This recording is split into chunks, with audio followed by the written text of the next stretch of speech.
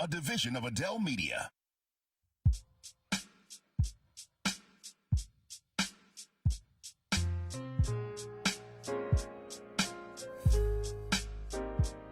Good morning. You're listening to 910 AM Superstation. You can join us at 313-778-7600. My name's Robert Ficano. We're going to be with you now for the next 2 hours. Our lineup has changed a wee bit. Keith has got the week off. Keith Williams, I'm not sure if he's at the golf tournament or not. I don't know what he's doing here. I think his wife told him he finally had to go to church early on Sunday, so he's fulfilling that here this week. We also have going to be joining us Police Commissioner Willie Burton. Commissioner Burton is on the line with us. Good morning, Willie. How you doing? Good morning, Bob. I know you're going to be with us here in about 2 minutes, just running a few minutes behind. And also, we got a lot of information that we're going to be going through this morning. Again, we'll talk a little bit about the facial recognition and the vote that the commission took. Did you actually take a vote this week, Willie? We actually took a vote this week, but it was ironic how facial recognition was stricken from the agenda, but we went into traffic mounted cameras, so that would be something that we'd love to share here on 910 this morning. So just so we have it straight, the facial recognition is a separate situation from the traffic cameras, or it's all linked together? Well, the police department has capability to link it all together. That's how it appeared in our packet. It was supposed to be voting on facial recognition as well as the traffic mounted cameras. When the community stood up and came out to the board meeting in numbers, and had the media there, while the chairman stricken from the agenda, and said we will not be taking action on this matter today. But it was definitely on the agenda. So okay, I understand that it's already been implemented, at least through the traffic lights, at least according to some of the.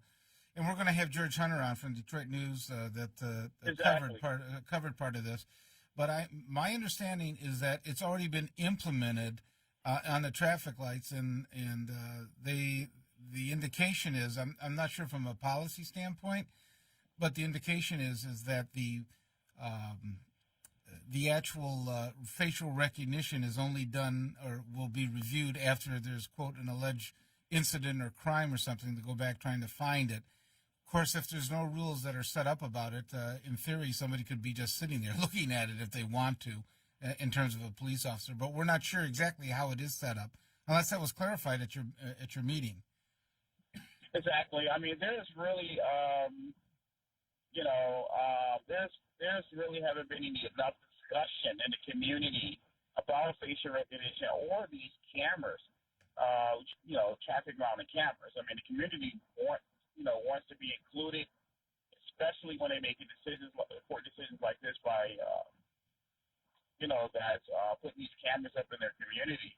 I mean, yes, the community wants to feel safe, but these cameras have not proven yet that it's a deterrent. Look at what's going on in Greentown. Crime is up in Greentown, and you got cops on guard. And it's interesting too, the facial recognition, and I know we're going to have somebody from the ACLU here as well. The facial recognition, apparently for African Americans, has a more difficult time distinguishing whose face it is through the recognition system than other races. That's my understanding of how the way it's set up right now, or the technology, the way it's come forward right now. Exactly. I mean, you look at one's, bone structure, as far as whether African American with a beard is not properly recognizing. Look at social media, as far as Facebook. I mean, even my personal page got me listed as a couple different people. Yeah, and I'm only who I am. Okay, well, we got a couple. We have some callers here, and one of them is someone who just walked out of the studio, Elena Herrera. Elena, you on with us here? Hi, good morning. Good morning. I want to thank you, Willie Burton for being a stand. You're breaking up a little, Elena. Go ahead. Elena? Okay, you might have hit a dead zone here. We're going to put you on hold for a minute. Okay, John, you're on with 910 AM Superstation, Robert Ficano. Good morning, Mr. Ficano. Hey, John, our postal worker. How you doing? He had to take a break today because I guess the Democrats had nothing to debate on. Oh, well, that's something we want to cover as well. No, they had plenty to debate on. In fact, one of the questions is, what did Senator Harris do that seems to have really shot her up in the polls by taking on former Vice President, Biden, and that whole confrontation. Although it's interesting, Political said that she and her team have been planning for this for weeks to go how to set this up and how to go after him. And if the amazing thing is that if Vice President Biden wasn't prepared for something like that, he should have been, because obviously leading up to this there were 2 or 3 weeks where they were just hammering him on the comments, although it wasn't seem to be affecting his stand in the polling. But now what's going to be interesting about it is that his strength has been African Americans, especially in North Carolina, and now is Senator Harris, going to be able to move in on that and start to break some of that up? Senator Harris is nothing but a political machine from California. That's all it is. So the machine's going to move behind her. Well, when you say machine, she got elected. Everybody who runs statewide has a network set up in order for them to run. Come on, California's a one-party state, Mr. Ricano. You know that, and I know that. Sure, okay, and the same as you go out west, a lot of those states are one-party states as well. When you talk about what's going on with the Republican Party, in fact, there's more one-party Republican states than there are Democratic states. And if you just took the popular vote, Trump would have lost the election. No, but come on, we know about that. Let's not go the popular vote and then the other votes. Yeah, you don't want the popular vote because the way it broke. But if apparently that President Trump's real worried about that popular vote, and let's face it, the Electoral College is not going to be his friend this time. He is not. He's underwater in Michigan, Wisconsin. He's underwater in Pennsylvania, and him. They just don't want a buffoon for president. Even with some of his policies, he's actually just carrying over the Obama policies from the economy and stuff like that. But they don't want someone they don't know whatever he's going to say. They want somebody to actually act presidential and to act like he knows what he's talking about. But that's why we have the Electoral College, so the president don't have to go to California and New York to go for the popular vote. You got people out here in the farmland that want to figure out what's going on. That's why we have Electoral College. It was pretty smart the way the founders set it up. Come on, Bob, you know that. Well, they set it up to protect the states that don't have as much. I understand that Willie Burton is going to be joining us here. That's why we have it. What, the Electoral College? Yes. Oh, they have it. They originally set it up to protect some of the states, and the founders set it up. And one of the problems that's evolved from it is that now you have such popular states that they aren't able to really carry over with what the policy is. Look at California. California is broke. You know it. They got. California has a economy that's just humming right now. When you you're going back to old stereotypes. Yeah, they were broke. They were broke under some Republican governors, to be truthful. But the Brown actually has brought them out of it. Let's be truthful about this. Everywhere the Democrats are running things, everything is broke. Let's go to Maryland. Let's go to California. And wait a minute. Why do you say California is broke? They aren't. Well, their economy is humming and their tax base is fine. Their tax base is leaving. Okay, whether they're leaving, not leaving, whatever it is, they aren't in debt. I mean, when you say it's broke, you're acting like they have to borrow a lot of money and things like that. They're actually sustaining themselves. That's out there. Okay. No. Now, I'll tell you a place that's broke. Why don't you look at Alabama? There's a place that's broke. Look who you're going to look. You're about who they're trying to renominate there. as for running for the Senate. Yeah, he's got to go. He's got to get out of there. Oh, I'm glad you agree with that. You got a bad Republican that's over there. But everywhere, I mean, I look at where the Democrats. Okay, these 20 Democrats that tried to run for office. All they're telling us is they're going to take more. They're going to fleece America. They're going to fleece our taxes. That's all they're going to. That's all. Okay, John. You know the standard is when you run for president. Normally, you lean more towards the extreme of your party. Republicans do that. Democrats do that. They come back towards the center in the general election. That's generally how they run. And what you're going to see. The bureaucracy. They're answering to the bureaucrats. They're not answering to the American people. Well, no. The Republican Party is answering to the 1% that has all the money, right? No, that's the point, Bob. Come on, Bob. You know that. That's What? No, they are. Look at where do all the tax breaks go? They go to that 1%, right? Did you get a tax break, John? Bob, if you don't get it. Did you get a tax break? I can tell you. Okay, so Amazon pays. So, John, Amazon pays no taxes, okay? It's the most successful company probably in the world, and they pay no taxes in the United States. Is that fair? Bob, then why aren't you guys going after Jeff Bezos, who owns the Washington Post and Amazon? Why did you guys let, on your side, why did you guys, Amazon, use the Postal Service to turn around and create their own business again?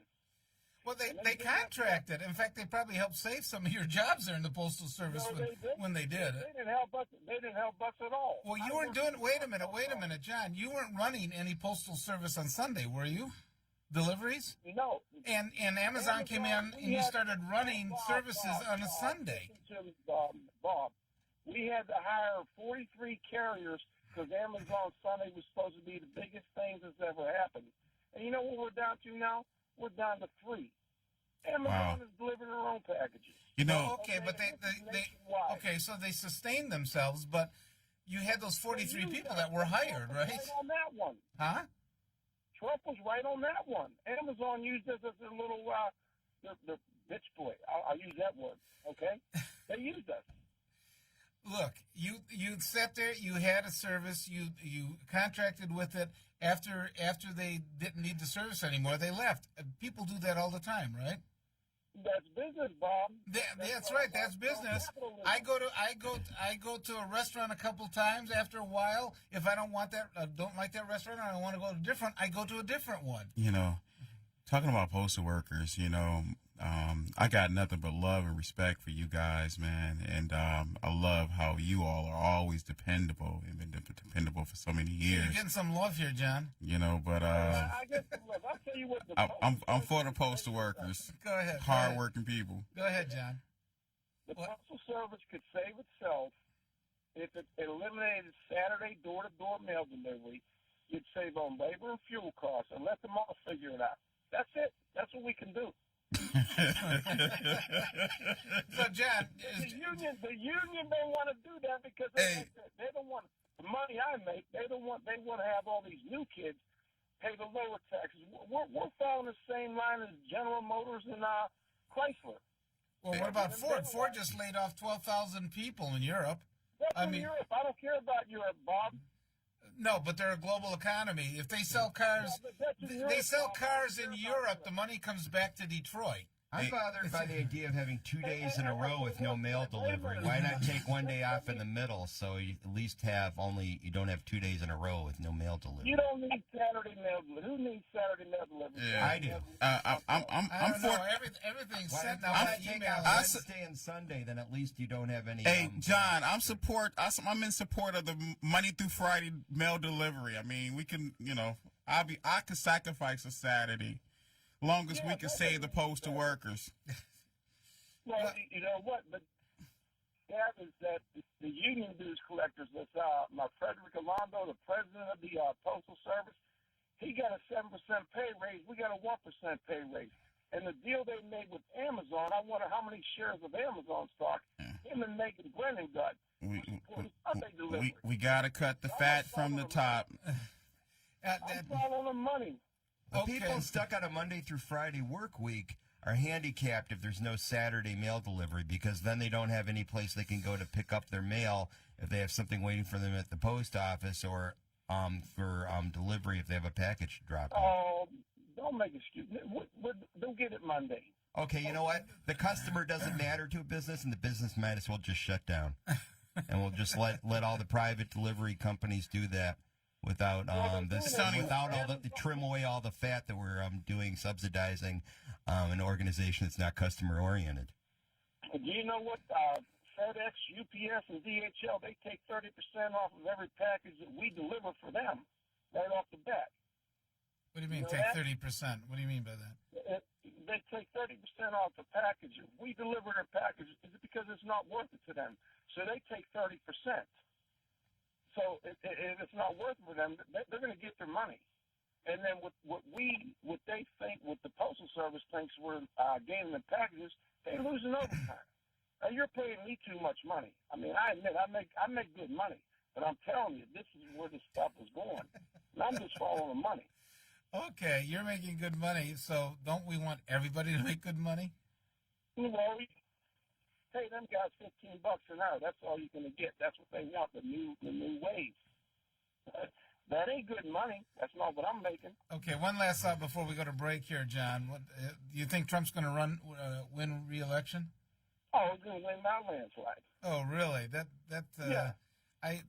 That's not going to happen. Hold on, We're John. going to have that cup of coffee bet, I'll tell you what. John, question for you, man. I support the postal workers, but what membership card do you got in your pocket? Well, I'm a union membership of the NLAC, but you know what? Trump's going to get it. I'm telling you, he's going to get it. Are you? John, is yours voluntary? No, we're forced. You're I'm so forced. so the right to work doesn't affect you then on the federal level. No, I'm forced union dues, and when we try to get out of union, we have to turn around a petition that takes us about 3 or 4 years. The only reason I'm sticking into the union right now is because I want to get rid of my president, my local president, you see, because every politician local. You like the union. The union gets you the pay raises. The union's got you getting a lot of money. You got your health benefits. You have do you have dental care? I mean, you have a pretty good array that's going on, right? And you want to disassemble the union. The Postal Service doesn't have dental care. The Postal Service doesn't have eye care. Okay. You believe that? Do you have health They don't have benefits? that. Do you have health You gotta pay benefits? for that. Okay, but I think the Postal Service union should have teeth and eye care. They don't offer that. Well, that's something you got to negotiate. Go to your mean, union meeting and say that's something they got to negotiate for. Yeah, but like I said, it all starts local. Yeah. Well, that's the next demand, dental and eye care. All right, we got to go to break. John, thanks for calling in. You have a great Sunday. Okay, thanks. Bye-bye.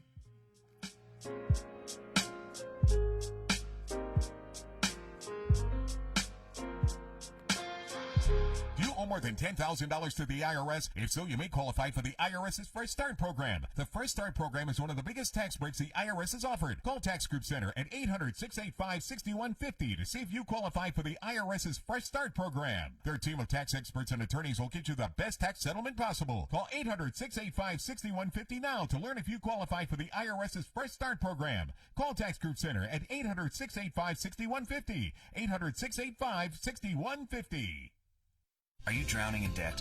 Struggling just to make minimum payments? It's not your fault. Serious debt can happen to anyone, but there is hope. Our debt-free program has helped thousands of good people, just like you, eliminate their credit card debt. Call us today, and we will dramatically reduce your credit card debt down to just a fraction of what you owe. The call is free. The consultation is free. Take control of your credit debt. Take control of your life again. Call now to see how our debt-free program can work for you. Call 800-872-5230.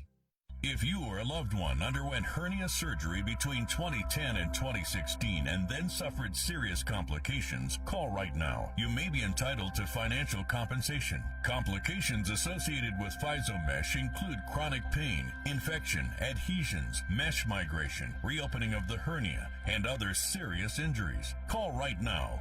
Call 1-800-799-2091. Again, that's 1-800-799-2091.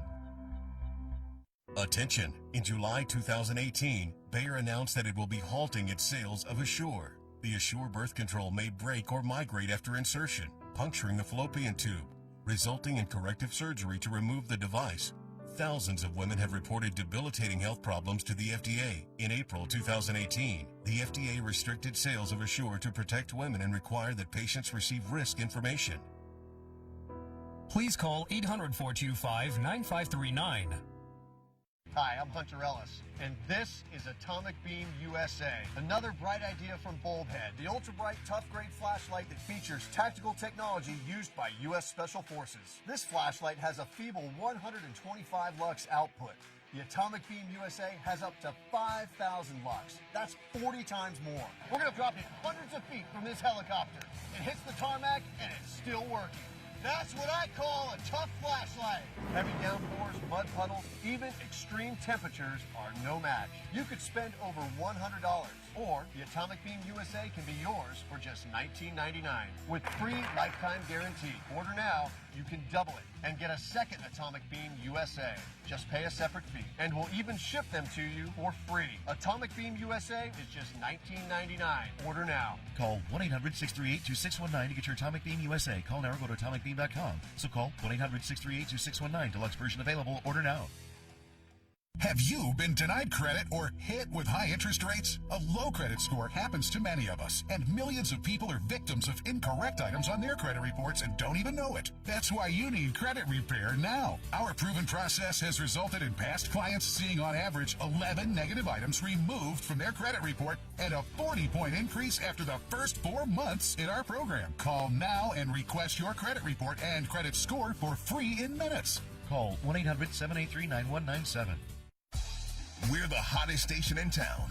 Whatever you need, it's right here on 910 AM Superstation. The most powerful voices in the urban community. Steven. Who said that? Me, down here. What are you, a yellow booger? I'm a banana slug, Steven. Well, what are you doing in my room? I'm your sense of adventure. Don't you remember me? Don't you know that we miss you? Miss me? Who misses me? You know, all your friends in the forest. The trees, the pond, that little fort that you made out of branches. We all miss you. Mom took me to the forest last year. I'm a slug, Steven. It took me a long time to get here. Oh, I guess that makes sense. The forest is not that far away. Have an adventure today. I'm sure your mom would take you. You're right. I should get out. I want to have fun. Play in puddles, catch frogs, and climb trees. Hey, Mom! Jan! Steven! What is that in your hand? It's my sense of adventure, Mom. It's telling me we need to get out of the house and have some fun in nature today. Come to the forest where the more adventurous you lives. Check out discovertheforest.org for cool places nearby. Brought to you by the U.S. Forest Service and the Ad Council.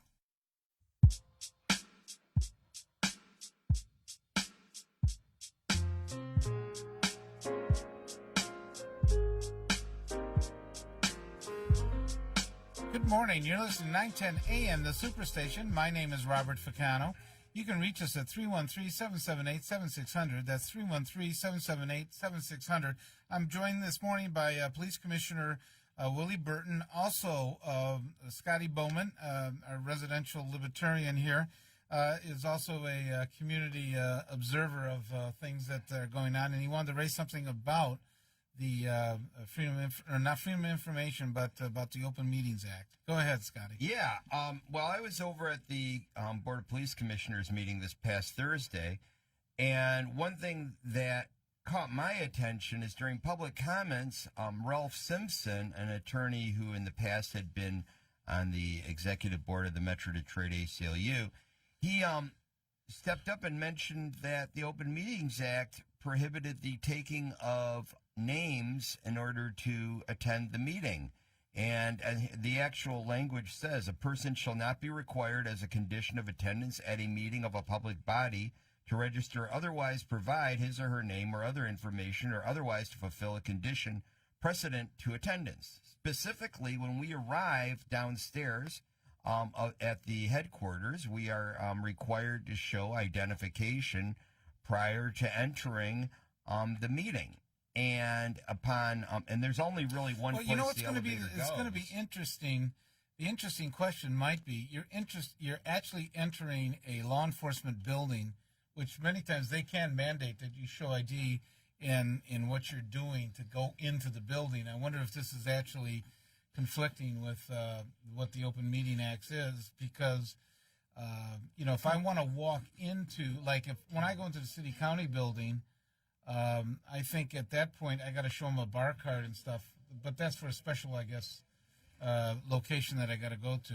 Actually, I'm trying to think. When I go to the city county building, I know that there's a checkpoint where we go through a metal detector, but we're not required to show identification. Bob. And the other thing I was going to bring up is the headquarters itself has a couple sections that when you go in and to the main desk, there's an elevator that goes up to a lobby. And the first room off that lobby is where the meeting is held. Immediately after that is a hallway where access to the rest of the headquarters is available. They could have a checkpoint at that hallway, and then the only place people could go once they went up that elevator would have been the public meeting. Bob, I'm all for, officers, for, whenever, they come to the commissioners and say, hey, we have an issue, about fleet, or we have an issue about this. I stand up and advocate for our officers, here in, throughout the times. But now, we're hearing the public cry about when they enter police headquarters, have to show the ID. And, that wasn't always the case here in the city of Detroit. But I'm also here to advocate for the people as well and fight on their behalf because of the unique role that commissioners have to play. I mean, I'm there to advocate for our officers when it comes to their pay compensation, being the lowest paid officers across the state. Also,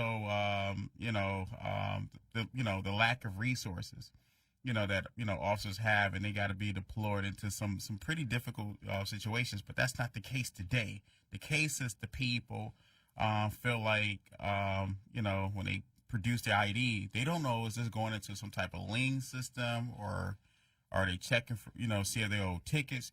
These are questions and concerns, and their concerns does matter at this point, because you can go to the 7th precinct, the 5th precinct, the 10th precinct, which is your neighborhood police precinct, and you don't have to produce ID. Why is no? But if you go beyond the glass partition, do you then have to show them ID in the local precincts? I don't know. I don't know what the policy is. Well, no. When you walk in, you can walk into any precinct. You can make an anonymous tip. You can. Right. I'm saying, but that's a general open area. If I want to go back into the actual working area of the precinct, do I have to show them an ID in order to be able to do that? That's yes. Okay. To enter the lobby, you just need to pass through a security check. Yeah. But to further go to other things, there is a sign-in sheet. And I don't remember if they asked for my license, but they might not, just because they know who I am. Yeah, I remember the city at the Guardian building. You have to sign in order to go up to some of the. But Bob, you can go to a courthouse and walk through a metal detector and don't have to sign in, produce any ID or any other type of documents. We're talking about police headquarters where the Board of Police Commissioners office is located. I realize that. They only allowed to go to one floor. The third floor is. I understand that, but like even in a courtroom, I can go into the open courtroom area, but if I want to go back where the deputy is and where the judge's chambers are and things like that, if they want to see ID of who I am, they probably could ask that. Well, and that's part of my point, is the part where the way the building is set up is the part where you get access to go to the public meeting here does not. It's open to the public. Right. Is not the same part that everything else is. There's a hallway immediately past that where then all the access opens up. So you just need to put a checkpoint there. Now, the other thing is, as far as, let's say, there wasn't such a convenient layout in the design of the building. The other part of the Open Meetings Act says, and this is just 2 paragraphs above the one I just read, all meetings of a public body shall be open to the public and shall be held in a place available to the general public. All persons shall be permitted to attend any meeting except as otherwise provided in this act. the right of a person to attend a meeting of a public body includes the right, and then it goes on into various media one can use to record a meeting and broadcast it. So if the place is not open to the public, and they're saying, well, that's because it's a exclusive zone, then that's not where they're allowed to have a meeting. Okay. All right, we're about to be joined by Eric Williams from the ACLU. I think we just lost him on the line here, so see what we're doing with that. So, question for our listeners this morning: should you have to produce ID to come to a public meeting, public forum, walking in police headquarters? I think it depends on going the to a location community, of where the meeting actually is at that point. Going to the Michigan room. Would you want somebody to actually go? I don't know if you have an office area. I think they probably cut some of that out for it. But would you want them to be able to go into an office area without any idea about who's going in? Come on down to 9:10 a.m. Robert Ficano show. Yeah, okay. You can get us at 313-778. But right now we're going to be joined by attorney Eric Williams, who is very familiar. He's from the American Civil Liberties Union. I was just at an event on Tuesday where the director actually received an award, a community award for what they have been doing, and it's a little bit more related to the immigration fights and some of that that ACLU has been very, very upfront about. Eric, you with us here this morning? Yeah, I'm here. Okay, great. Eric, I know one of the areas that has been facial recognition, I know you started to talk about it a little bit last week about what's going on with it. It seems like it's now been integrated into the traffic lights, and I think it was done without anybody really that aware of it or a vote of any public body to say this is going to be our policy and this is where we're going to have some of the facial recognition come off with the traffic lights having the cameras on them. Is this the case? Well, I mean, there's been a real issue with transparency from the beginning, right? I mean, the capability of using facial recognition technology was being used for a year before anybody knew anything about it. So it's difficult to say. I mean, the police commissioners were simply acting on adopting a particular, policy towards the use, but it was already being used, and so there's a lot of problems, and the police are trying to make a distinction between Project Greenlight cameras and those and the traffic cameras, but in essence, these are all sort of one system that's evolving. So you can't say they're just limiting it to traffic cameras. Well, even if they were just limited to traffic cameras, taking a picture of people in the car sitting, let's say you're sitting at a light. At that point, do they go through all the, the images that they're getting, and then be able to determine if that person looks interesting? Do I want to stop them and radio it to a scout car? Yeah. So they say they won't do that, right? They say that will not be what's happening. But my personal experience, I think most people will agree, if the capability exists to do something, the police are going to do it, right? The government is going to do it at some point. And I think a lot of people don't really understand exactly the capabilities of facial recognition technology. Everybody assumes it's having to, have somebody picture, identify which persons are of interest, and, then there's some human activity involved.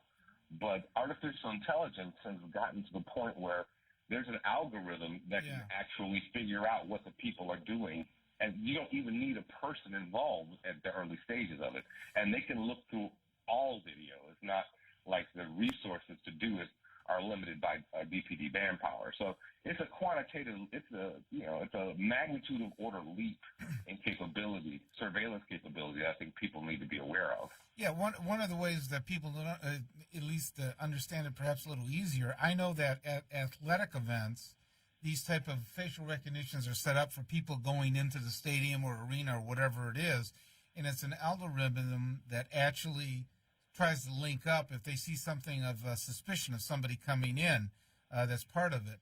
And so I think a lot of people don't realize whether it's green light or whether it's a traffic light, that it's actually, for lack of a better word, the computer that is starting to do the matchups and see if there's something that the computer believes that might be of a suspicious nature. Yeah, you know, I my impression, and I was at that meeting, that the sleight of hand, I mean, that it was a sleight of hand for Commissioner Chairman Bell to separate these issues and then have them approve the traffic cameras, because what they effectively did is they established and voted through something that accomplishes the goal of having the capability to make these type of observations, in other words, to continue that capability without ever putting any restrictions. So simply removing the discussion of the facial recognition clauses, which are just like 2 sentences, from the discussion, really just all that did is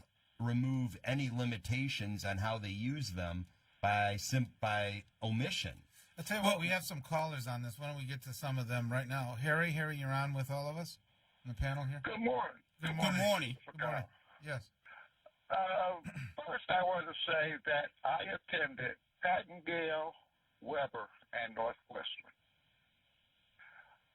All intersections are not bounded by major streets. The intersection that I grew up on involved was called Pacific and Ironwood. There were 3 stores on those corners: Wilson's Party Store, the Pacific Market, and Doc's had what was called the confectionery or the penny candy store. Wilson was not because it was Wilson's products. It was because the owner of the store was named Wilson Kassab, Kassab. Okay. He was from, he was Chaldean. Okay. So what's the point here, Harry? Go ahead. Well, the point is that I grew up, this was a very diverse community already, that he was from like that, across the street at the Pacific Meat Market. This was a Palestinian. And the reason I know this, his name was Sammy X. Looney. On Sundays, I went out to his house and landscaped at his house. We ate the meat that came from the market. That I sat in the garage. I had a barbecue steak every Sunday. Harry, we're on facial recognition, so how does this tie into some of that? That everybody is not the same. And that facial recognition, no, it didn't go work because we aren't all the same. Everybody's face the same does not mean everybody's personality is the same. Right. Talk to you later. Okay, thanks, Harry. Thanks for calling in. Point. All right. Bye. Thank you. But there's some people who know about me, and they know about that intersection. Bye. Okay, thank you, Harry. Next up, we have Greg. You're on with the panel. Hey, the electronic Mr. Positive. Hey, I've got to ask you guys. Number 1, technology has consequences. Nothing is foolproof. There are going to be good and bad, if you will, limitations to everything that is done. When you're talking about facial recognition, and someone said last week, I believe, that while they're cutting the grass, they can see over their wall, they can see their privacy. I guess you could go to the state or whoever put that camera in and say, hey, is there anything we can do about that? At least take measures. As I'm driving along the Rochester Hills $1 Million Mansion homes. I know you guys got a laugh out of that one last week. But I guess that's what I'm saying, Robert. And I just believe that, any type of technology, you're going to have good points and bad points. And if people are afraid of privacy, ultimately, what's the goal? To stop as much crime or catch the culprits as possible. Yes, we've got to try to limit the reach of, private property, privacy, laws of privacy. But, we got to keep doing this. We got to keep trying to do this and then make it better as we go along and try to minimize. Greg, let me ask you a question. Yes, do you participate on Facebook? I have 8,000 friends on Facebook. Okay. Yes, I'm famous. And all that and stuff. Yes, right, I well, block it out. okay, no, you block out you don't want them to be able to track you. Do you still have ads that pop up? Like if you look for something that you want to buy, and then I always get this experience. 2 minutes later, I'm getting all sorts of ads about the product that I just researched on. Do you get that? I mean, does that bother you that they're tracking it so much? No, because it's a little bit of a nuisance, but it doesn't affect me directly, except saying, taking my little mouse and just getting rid of it, or private messaging them and say, stop doing this, or I'll just. Well, what they have found with Greg, what they have found with Facebook is that even when you disable everything, they still track you and feed data off of your phone when you're moving in different locations and things like that. Even though you might have said, I don't want any, I'm disabling all of Facebook, I don't want anything to do with them tracking any of my information and things like that, they still do it. They still do it. Robert, I would ask you, what are the benefits? You don't like it, but maybe somebody else does. So who's to say what, when, and where? Is it Robert Ficano with his beautiful mustache and glasses, or is it somebody else like our little Maxine, that little princess? She might like it. So, Greg, I lost a mustache about 10 years ago, but okay, I appreciate glasses. How dare you lose that mustache? Go ahead, Eric. You had something to say here? Go ahead. So you're on the air. So one of the things I'd love to I want to point out is you can't really make the connection between surveillance or information being shared with a private entity and being shared with the government. We treat those two things very, very differently, right?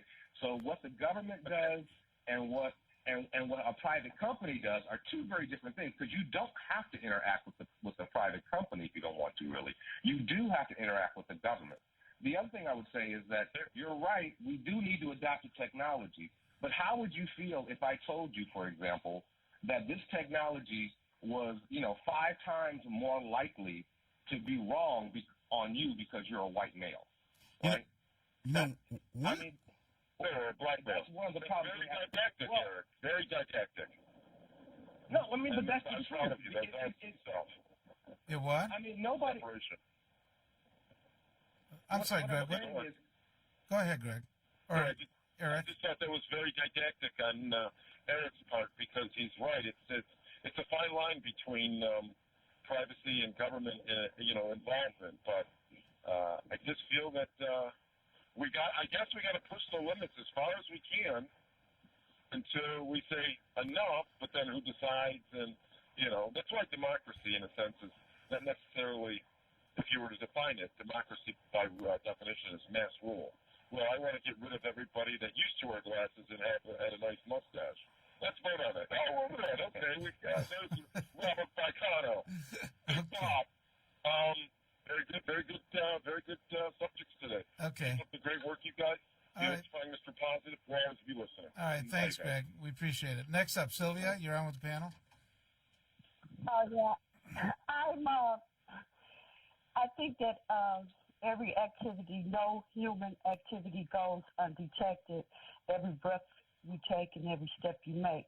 But I think you have to be very careful in voting to take away your rights, because many agencies that are disguised to come to save you are really, unfortunately, are enslaving. So I think you have to be very, very careful when you walk that line. And like you said, they already tracking everything we do on the telephones, on the Facebooks, and to give them even more of your consent to be watching you, because the very agencies, again, I say that are disguised to save you, are really there to enslave you. And those are my beliefs today. Thank you for taking my call. Thanks. Thank you. One of the things I want to point out is that I definitely, at the Board of Police Commissioners table, I call for two things. One of the things I called for was, for my colleagues to support a ballot initiative to allow Detroiters, the voices from our community, to speak up and speak out against facial recognition, or for those that support it. Speak up and say you support the damn thing if you support it. But going around the district, going around the city, Detroiters are saying thumbs down on this. Can we use the damn word? On this damn facial recognition in the city of Detroit. We don't want it. So Detroiters are starting to organize themselves and speaking up. We had 18 people came to the last Board of Police Commissioners, knew that the board was going to take action on facial recognition, creating and adopting the policy. But guess what? When the people organize and they speak up and they come together, they shut things down. Facial recognition was stricken that day off the agenda. But they still came with the tricky business, the dirty politics by bringing up the traffic-mounted cameras. Well, the traffic-mounted cameras on the policy and the facial recognition policy was one policy that was produced. How could you strike one and go with the other when the city was already been using facial recognition software for the past year or so? Eric, and a little bit to Willie's point here, I know that the police commission in theory are the ones that supervise what the police chief is doing and things like that. How much of this actually has to have also approval of the Detroit City Council or the mayor engaging in this and saying this is a policy that we want for the city? That's an interesting question. I'm not sure I know the answer to that because I'm not sure how this is being positioned. I don't know if Commissioner Burton can give us a more insight into that. But to be honest, I can't give you an answer. Well, you got this cross situation with the police chief that he's actually the deputy mayor and he's also, the police chief.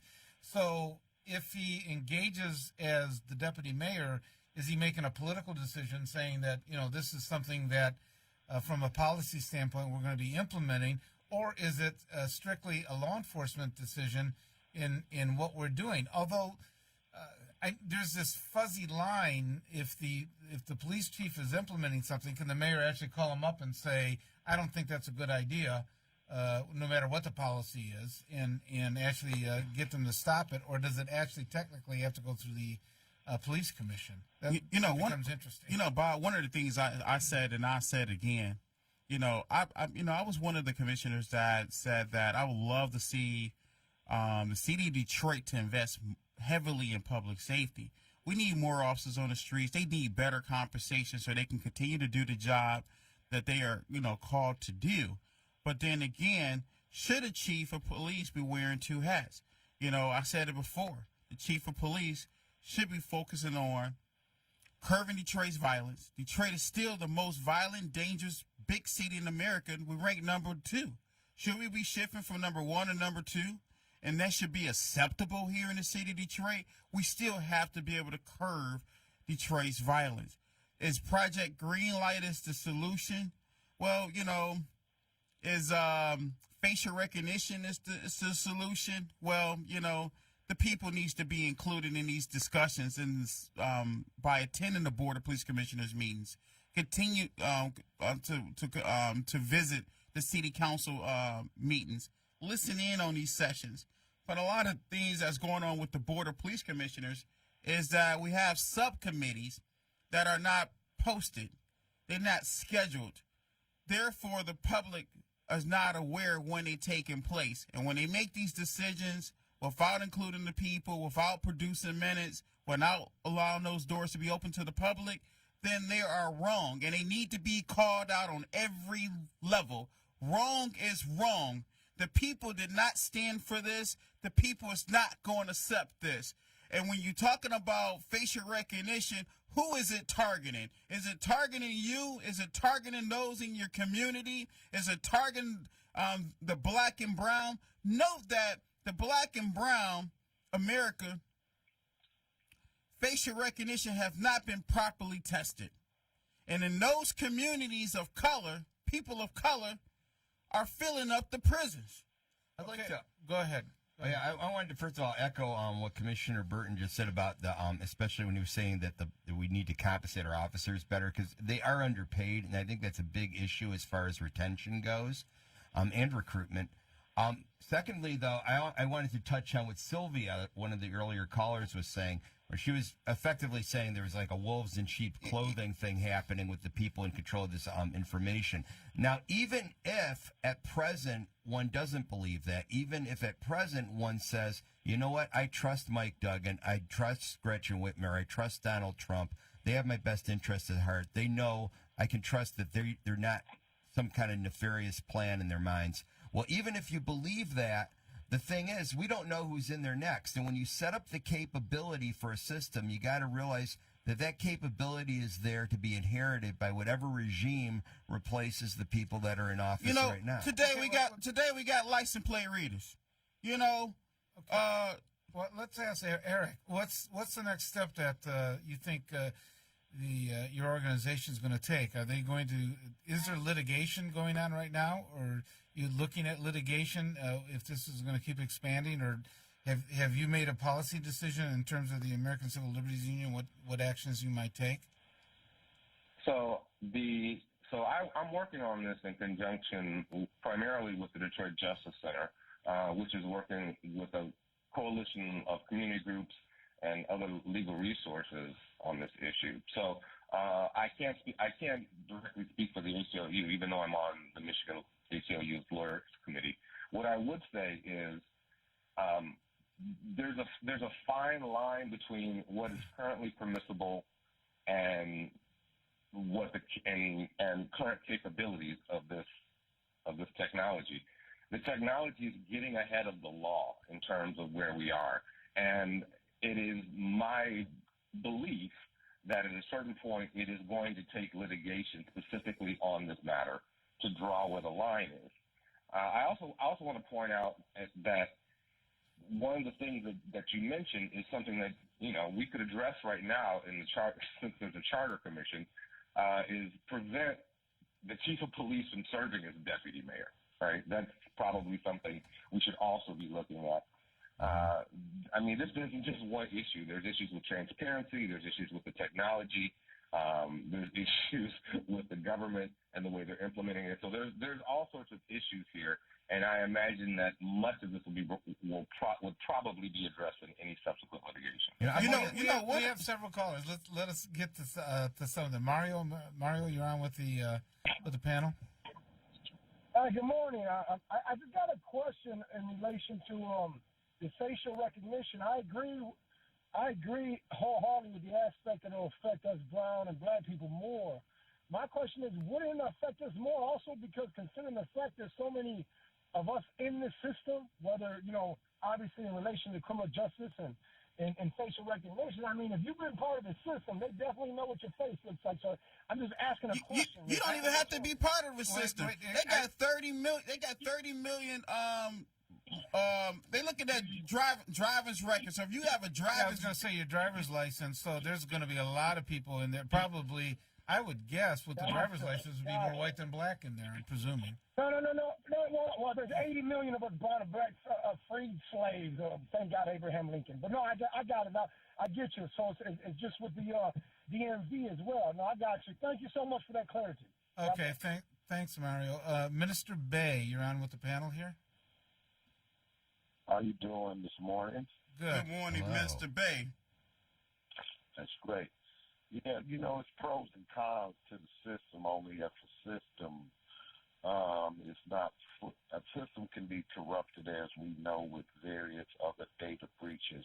But at the end of the day, I think that we're talking about layers of security for our citizens. We just need to have clarity so that the system is not being misused. And I think based upon certain clarities, people would love to see the onion peel back in so much as solving crimes here, there, and other places, because public safety is paramount. But at the same time, we don't want to compromise our constitutional integrity. So, Minister Bay, do you have a church in Detroit? I'm the Grand Sheik of Temple 25, Morris Science Temple of America, and have been for 25 years. So would you put up a green light by your institution? Hell no. Would I put up a green light? Yes.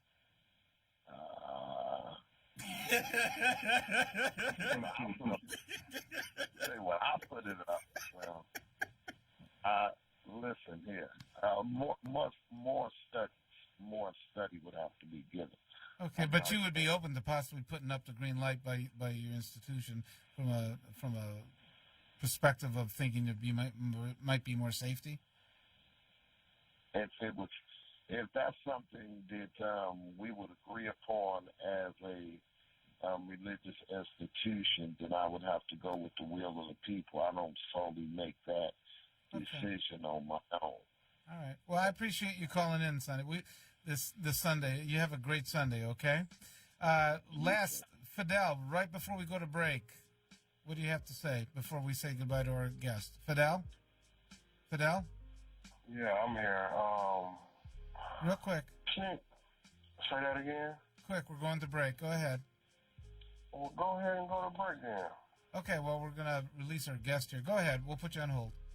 All right, Eric, I want to thank you for coming on. We appreciate it. I know this is going to be a hot subject that everybody's going to be following. Also, some other things that with the economic development that's going on in the city, I don't know if you saw, but I think in the Free Press this week, they talked about that downtown is like leveling out in terms of its intensity of development. So does that mean the real attention is going to go to the neighborhoods now? And that's going to be an interesting concept because if you're not intensely doing it downtown, do you have the resources to continue to do it out in the neighborhoods and some of that? So it'd be interesting for the future what's possibly going to happen. Eric, I want to thank you for coming on and appreciate you sharing your opinion with us. Thanks for having me. Have a blessed day. Okay, you too. Thanks. Okay. We be having fun. The difference is really needing a friend and having one. It's good when your people just... This is Reverend Sharpton, and on the last Keeping It Real with Reverend Al Sharpton. Oh, I just don't count the votes. They're not there with the vote. They just get I just answered you before, sir, that I know thousands of people that are in the rooms when the votes come in. Every candidate has people in the room. When I've run, I have people in the room. Everybody running is going to have people in the room when the count comes in. The question is making sure we get the right count. The count does not come from them counting ballots. The count comes through technology. This is not 1890. We're not having people at the courthouse standing in line or the schoolhouse and you see the ballot. The question is making sure you have the right voting companies, that they're not hacked or not in any way eliminated. You could have everybody in the world in the room.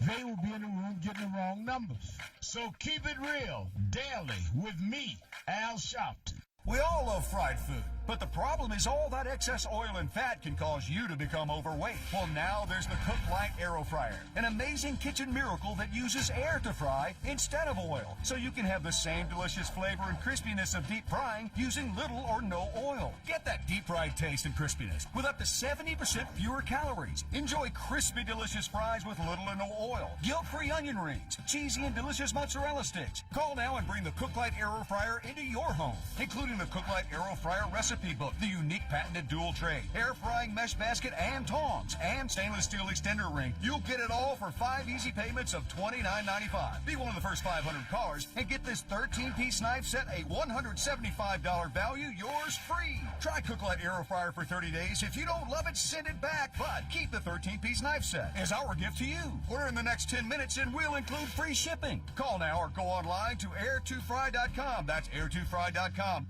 I knew I could get myself out of this. I just needed some hope and some help. I took the first step to recovery when I made the call. Since 2014, Addiction Hope and Helpline has answered calls for recovery and treatment 24/7, 365 days a year. If you're depressed, drinking, using drugs, or taking pills, call now and talk to someone who cares.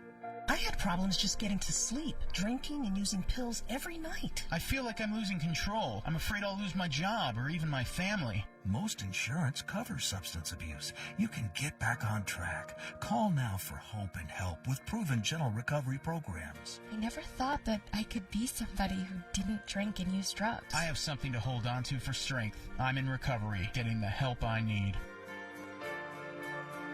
Call 800-379-4799, 800-379-4799. Hi, I'm Joan London with A Place for Mom.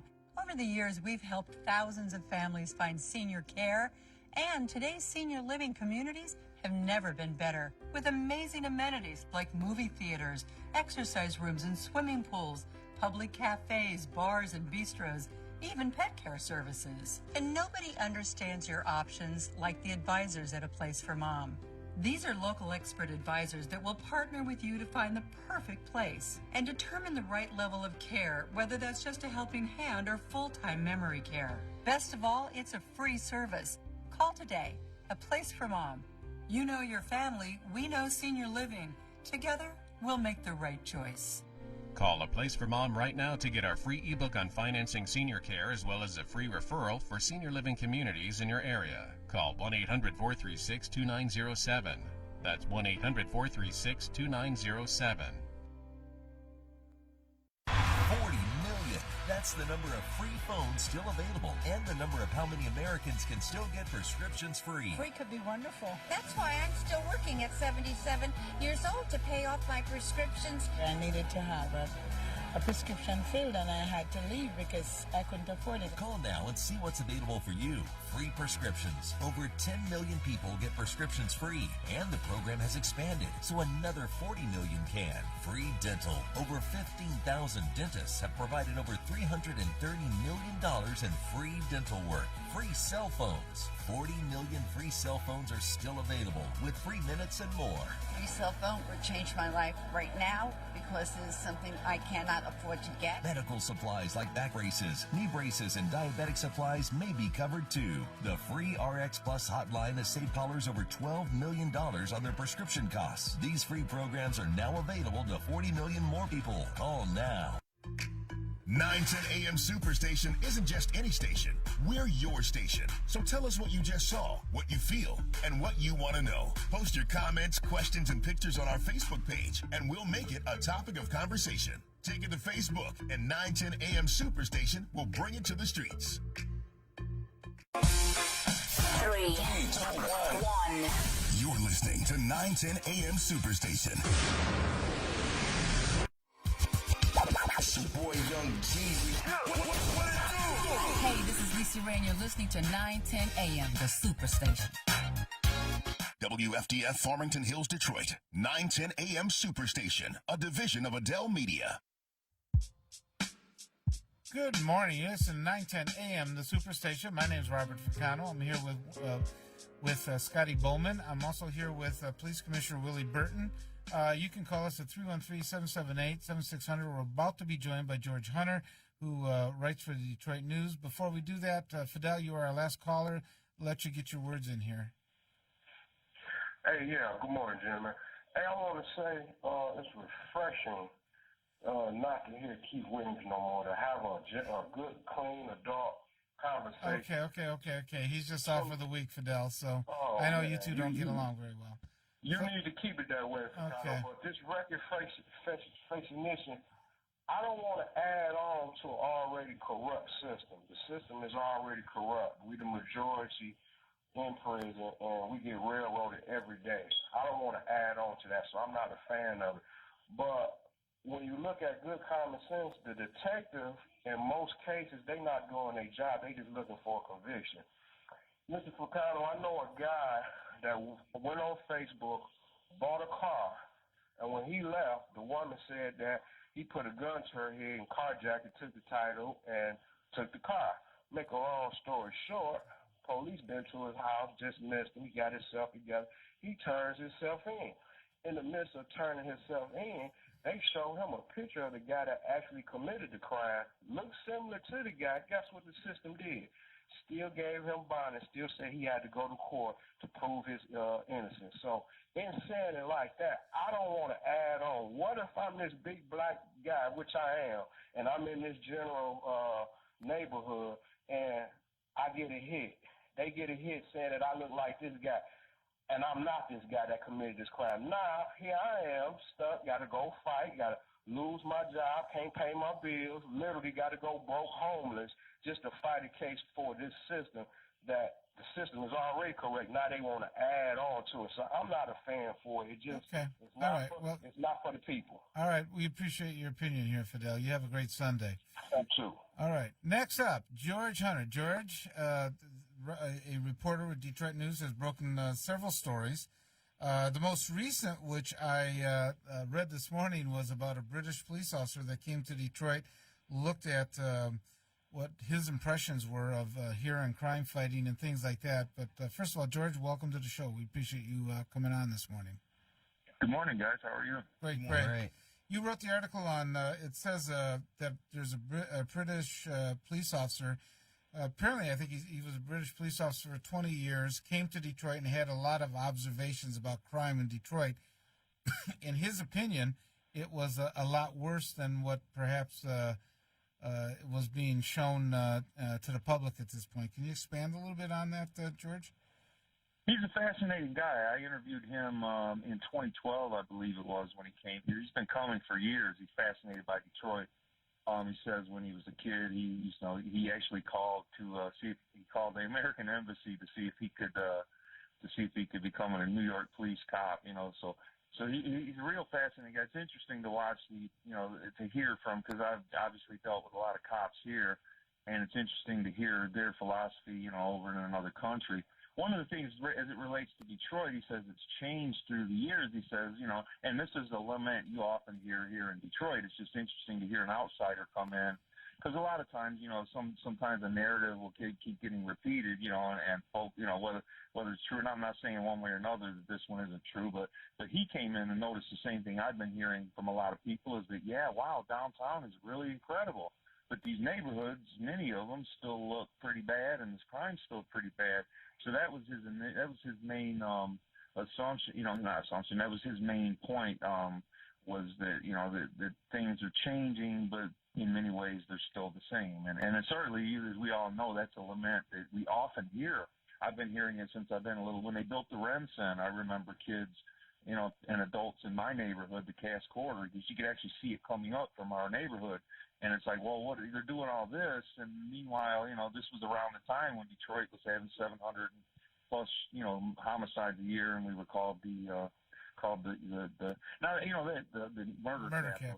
Yeah. And the city folks, and it's 100% true, will interject when this narrative, and I don't want to call it a narrative because it's not like it's untrue, but when this gets said, like a lot of these things, there's truth to it, but it's not as black, because there are some neighborhoods, including not just Midtown, what they're calling now, but I mean, if you go in some of these neighborhoods that are not the preferred, the Midtown, the Corktown, there are improvements being done. So it's not 100% that, they're neglecting the neighborhoods, but certainly I don't think anyone objectively would be able to say that the neighborhoods have caught up to the preferred areas like downtown or Corktown or the Midtown, which I refuse to call it that. It's the Cass Corridor, thank you. Yes, it is. So that was his biggest point, is that, and like a lot of people who aren't used to this kind of thing, they see the human, they deal with the kids and how normal this is for these kids, So that's one of the biggest takeaways he had, when he came here the last time in 2012 and now again. And, of course, he talks a lot in his book about how exciting it is. He went on drug raids, and it's probably stuff that's like normal for normal cops in Detroit, but he was really thrilled, by going on some of these raids with the officers and, things like that. Well, one of the biggest distinctions is that police officers in England or in Britain and towns like London and stuff, they cannot carry a weapon, can they? Or they're barred from carrying a weapon versus Detroit police or, all the law enforcement here in the United States. Yeah, some of them do. He was a firearms officer over there, but very few. It's a specialized thing. Most of them don't have firearms, and, of course, most of the people don't have firearms. But, of course, then we're getting knife attacks and acid attacks. They actually have we have gun buyback programs. They have programs over in England where, turn in your knives, wow. Things like that. So, yeah, so I mean, evil's going to find its way to do evil stuff with cars. We have people driving cars into crowds, things like that. But, yeah. We have that over here, too. just got convicted for. We talked at length about the gun thing when he was here last time, and you know how many people have guns, and it's kind of shocking to someone who doesn't come, you know, from this culture to notice that, and you know, it's a real interesting contrast. So, George Hunter, thank you for coming on. I do have a question. So, what did he think about Detroit versus Chicago and L.A. and some other different places? I mean, well, he said it was worse. He said he's been to all those places, and he said Detroit. He said these are. I think his exact quote, and I'm paraphrasing here, so it's not an exact quote, but he said something along the lines of, you know, this isn't American. This isn't even an American problem. These problems are in every country, in every state, in every city. But in Detroit, they just seem to be a little bit worse. And I think that's, you know, that's something. I think that's I mean, that's something that's demonstrably true. I mean, statistically true. If you look at poverty rates or school performance or things like violent crime, I mean, we're not the worst now in violent crime, but we're still in, you know, up in the top 5, and we stayed there for what, 40, 50 years. So if you combine all those things, the low education, the high poverty rate, it does seem like things, the social problems, et cetera, are a little worse in Detroit than other communities, including Chicago. And, you know, Chicago's rate, if you think about the rate per 100,000, if you look it up, it's not that different than Detroit's. You know, I mean, they're in the news a lot, but if you look at if you're in that city, what's your likelihood of getting killed? You know, it's not as, you know, the raw numbers are higher because you got how many million people that live in Chicago. But the ratio's the same. That's interesting. It's not the same, but it's in the ballpark, you know. Yeah. With it, do you anticipate that he's going to come back for a third time? Oh yeah, he loves it here. He'll be back. He's made some friends in the police department, you know, and they're all, you know, so he'll come back. I don't think he wasn't just visiting for his book. He loves it here. And his wife is from Canada, so he's living in Vancouver now. He's still a London cop, so I'm not sure if how that's supposed to work. What's his name and what's the book called? Oh, his name is Michael Matthews, and the book was called, I think, and I'm going by memory, forgive me, I got it in the basement. I went through it to write the story. Ruins of Detroit or something like that. And he even said that, you know, I know I'm going to catch some flack for putting the word ruins in the book title. You know, he said, but the ruin he's talking about isn't the ubiquitous ruin porn that people come in and for whatever reason they go in these abandoned houses and think it's cool or something. But he's not talking about that. He's talking about the ruin, according to him, that these kids have to deal with, the ruin of their lives and how it chips away. Did he emphasize and look at kids? I mean, which seems to be by the way, the name of the book is American Ruin, Life and Death on the Streets of Detroit, America's Deadliest City. Is the actual title. My memory's not working. That's all right. I use Google to look it up. You know, but it seems to have a lot of emphasis on the kids that are really being just gunned down in a lot of situations. And I think part of the frustration, at least reading your article, was that the Detroit PD officers were just as frustrated dealing with it when, you know, they're called to a scene as he was sort of horrified by seeing how many kids were being killed in the streets of Detroit. Oh, that's absolutely. I mean, of course, your heart goes out to these kids. That's just your parental instinct, I guess. When you see what little kids have to deal with, I can vouch for what he said about the Detroit cops, and it ticks them off and hurts them just as much as anybody. They recently, maybe 2 years ago or so, they put in basically a support group, peer support it's called, for that very thing, because these guys see the same kind of things that combat veterans see in a theater of war. I mean, the exact same thing. And they have post-traumatic stress disorder in many cases that goes on. I'm sure you've all heard that, among cops there are a lot of problems, suicide, divorce rate, alcoholism. I mean, they're human beings, and they see this stuff, and they're subjected to these, atrocities. There's no less word for it, and the little kids. We just had another little kid, another one. It's like, I can't tell you how many times, and I'm not like sneering at it because these things are absolutely need to be held, but how many town hall meetings do we have where folks stand up and say, we won't tolerate this again, and then it happens again? I mean, there's nothing. I don't want to besmirch the people who do that because it's absolutely necessary. Well, do you think the general public's just become sort of numb to it, George? I mean, yes. They hear it every day or read about it every day, and you know, they just, it's like almost like, I hate to say it, they treat it almost like business as usual. Okay.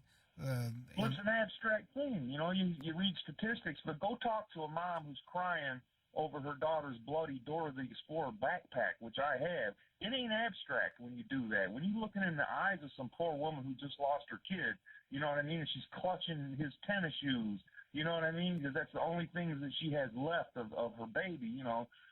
You know what I'm saying? It's like people, if you're sitting from the comfort of your home and you're looking, either reading your newspaper or you're going on the website and, oh, another kid killed, it's kind of an abstract. And you might think to yourself, wow, that's too bad. And then you skip over to the sports section, you get on with your life. And meanwhile, every one of these, and I mean every one of them, lasts. You know, I'll get calls from a mom, you know, 7, 8, 9, 10 years after her kid was killed and maybe the perp wasn't found.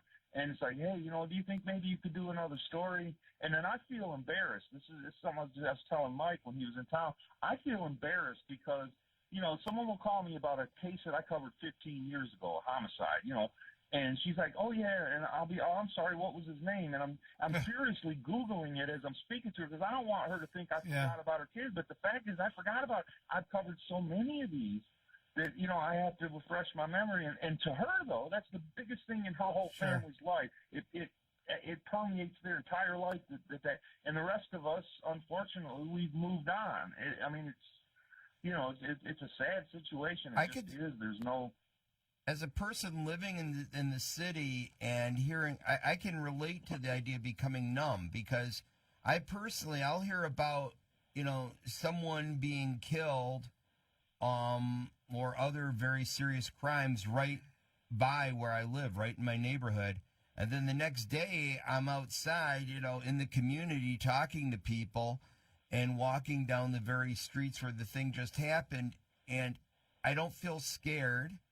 I don't really feel much of anything when I hear this. I mean, I'm saddened, intellectually. And I know that I'm in a very dangerous place when I hear that and see that, but I don't feel like it. It's almost as if it's still not, and I think it's because we hear it so often. I think if I lived somewhere where it was extremely rare, that would freak me out.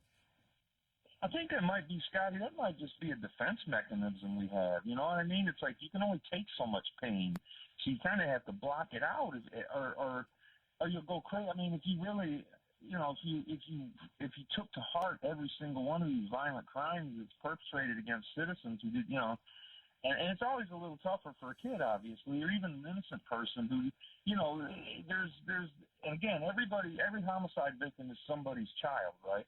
But if someone's like slinging dope and they chose to get into that lifestyle, you know, there's a thinking a little bit of, well, you kind of signed up for that when you know, it doesn't make any less You knew the possible consequences by what you were doing.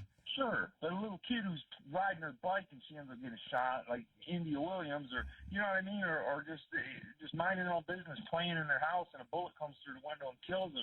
I mean, they didn't sign up for that. They didn't do anything. They're innocent, you know, or just even adults that are innocent. And it happens too much. And yeah, the cops, I can vouch for that. That they're just as ticked off about it as anybody. And you know, because they're doing, in most cases, they're doing the best they can. You know, and it's like eating soup with a fork. You know, you just can't get it all. And you know, George, I can't cover every murder. It's a sad reality. That is the sad reality. George, hang on. We're going to go to break. John, hold on too. We're going to get to your call in 1 minute here. George, we'll be back with you in another minute. I made a decision, despite all the things that we go through.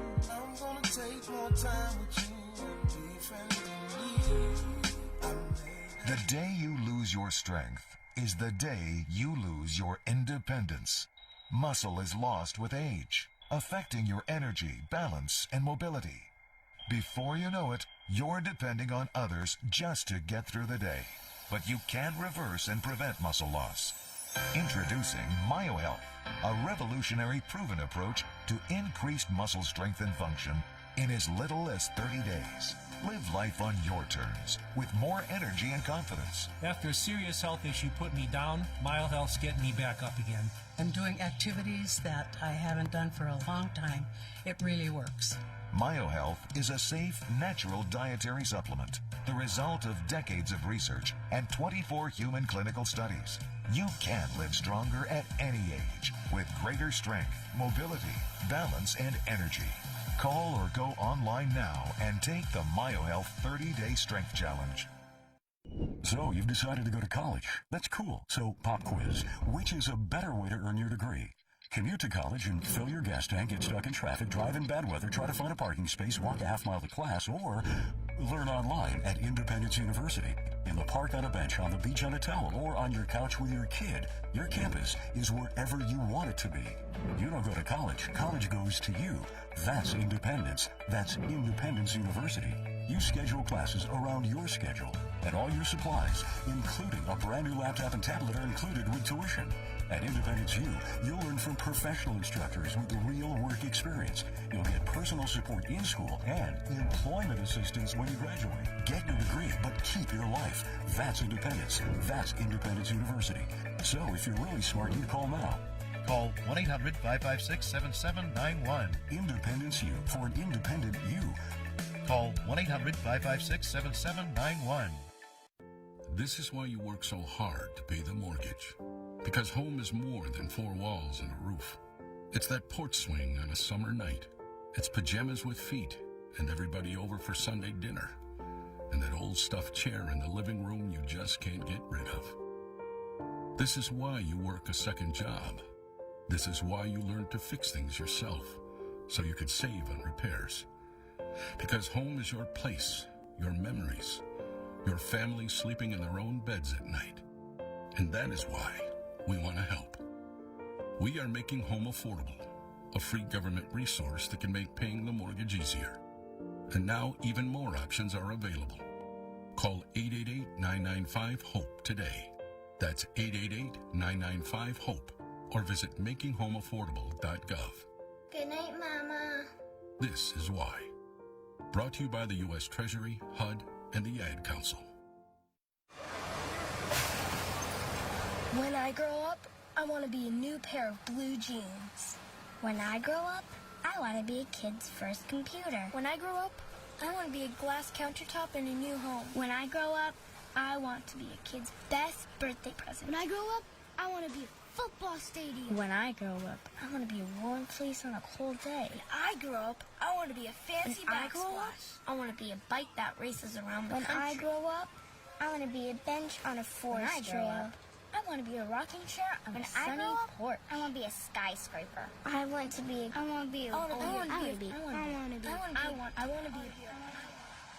When I grow up, I don't want to be a piece of garbage. And if you recycle me, I won't be. Give your garbage another life. Recycle. Learn how at iwanttoberecycled.org. A public service advertisement brought to you by Keep America Beautiful and the Ad Council. You're struggling with your mortgage. You think about it. You don't do anything but think about it. What are we going to do if we lose the house? Where are we going to go? At work. I can't let anybody find out. I'm so embarrassed. At dinner. How can I tell the kids? It's going to wreck their lives. And at 3 o'clock in the morning. I don't know what to do. I don't know how to get through this. What's going to happen to us?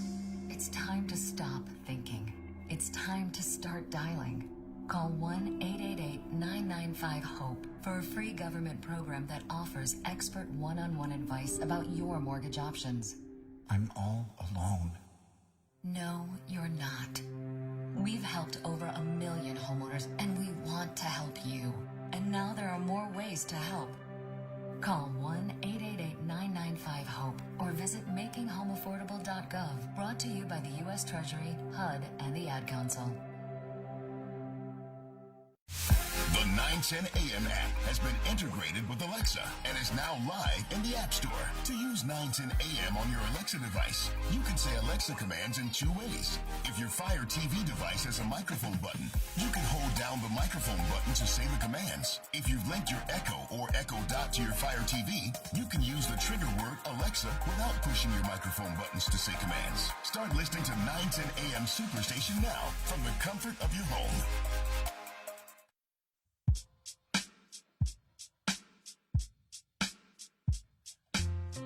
Good morning. You're listening to 910 AM, the Superstation. My name's Robert Ficano. You can join us at 313-778-7600. Also, we have Police Commissioner Willie Burton, and we have Scotty Boman. On the line with us is Detroit News reporter George Hunter, who's covered a number of stories this week. Probably one of the more fascinating ones that has, not that they're not all fascinating, but the one about the most recent one is about the British former, or he's still a police officer from London or from Britain that has given his observations of Detroit in a book, thinking that it is much more violent. We have a number of callers that we're going to get to here. John, thanks for George. I'm sorry. Thanks for holding on. John, you're on with the panel here. Yeah.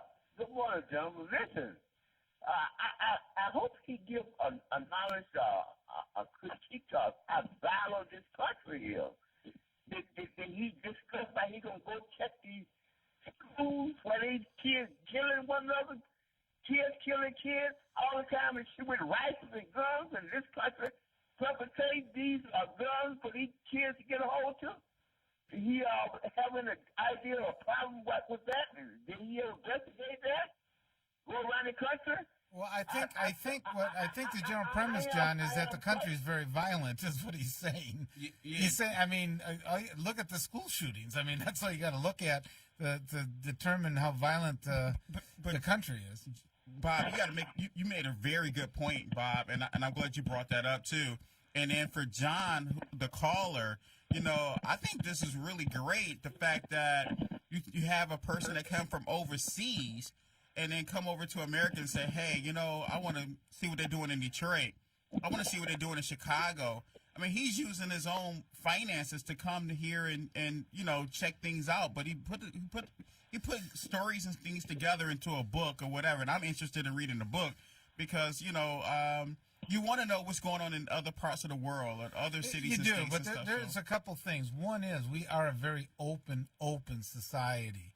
I mean, in theory, warts and all, you can see it. Let's face it, if you go to Moscow, you're not going to get probably a true reading of how much crime there is in the city of Moscow. If you go to Beijing, you're not going to see the openness of how much crime there actually is that's there. I also wonder how much they use the kind of surveillance that we've been discussing over and over. Well, in China, that are locked into the surveillance. You're worried about facial recognition. Bob, if I go to Moscow, they got complete facial recognition there. If I go to Moscow, I'm sending you a postcard. Yeah, okay. Say hello to Putin for me. With the thing. John, John, what are the things? Well, listen, you got your president over there now. Calling himself going to make amends with this North Korea stuff. About a few weeks ago, he was talking about blowing his country up, setting his country on fire. And so there is no consistency. Trump's gone over there for a leadership training seminar. Hey, John, thank you for calling 910 AM. John, we appreciate it very much. Next up, we have Bruce. Bruce, you're on with the panel here. Bruce? I'm here. Good morning. Hello? Yeah, you're on, Bruce. Well, it amazes me when people write books or they come over here like it's a spectacle. Instead of going to the root cause. Now, when people go to those council meetings and they cry out, oh, we're not going to tolerate, basically that's a cry for help. And they're looking to the movers and the shakers, the politicians and the people that can do something basically about it. And people do become numb because what goes with high crime is poverty. What goes with high exactly. crime which is the point I was going to raise. What goes with high crime is high unemployment. So it's a recipe for all of this. And versus coming in like, ooh, look what occurs. Hell, people know what occurs when it's basically neglect, and you can compare and contrast suburban with urban. Always we change the characters in this scenario. Look, it's a stark contrast between what happens in urban America and what happens in suburban America. If these people were maybe dogs and cats, it would be more directly addressed. Instead of trying to contain it, go to the root and give these people a better quality of life. Instead of saying, well, we're going to get facial recognition, we're going to neglect them. And they really have few options. but a life of crime and whatever goes along with that in order to survive. Instead of investing in communities, when these big corporations want to come in, and even Ford, GM, all of that, instead of looking for a pool of candidates overseas, I'm an IT person, a system engineer. Instead of outsourcing jobs and putting them overseas, invest in the community. That's how you can really make an impact. If you want to set up shop here, invest in the people in the community. Educate the people in the community. Then you wouldn't be having to look all paranoid over your shoulder like, oh, it's crime over there when the golf tournament comes over here. Invest in the community. Then you could be at ease. But it's by design. They don't want to invest in certain communities. When the opioid thing came in, give them hugs, not handcuffs. But that's a stark contrast between crack epidemic, crack and powder cocaine. So we up here talking about this and looking at people like they're animals. And indirectly, you created that atmosphere for that. So you have just as much a hand in it as the perpetrator. Bruce, I don't think there's any doubt that the higher poverty level you have, and Detroit, unfortunately, is one of the poorest cities, I think, in the United States, from terms of statistics of income and things like that, you're going to have more crime. It seems that is a social phenomenon that has really shown a connection over all the decades, that the more poverty you have... You have to be a scientist to understand that that's a social phenomenon. Look at when you cross borderlines 8 Mile and other. They don't have a high unemployment, do they? No, they don't have high crime, do they? They have quality schools, don't they? They're not 10 schools down there. So it's a simple fix if you really want to invest and bring these people up to another level. That's what I'm trying to say. We already know they go hand in hand. And it's not just Detroit. If you take statistics across the board in urban America, New York, Chicago, Atlanta, all of them suffer from the same ills, don't they? Sure. They all have high poverty, which is... and certain sections of it have high poverty, I should say.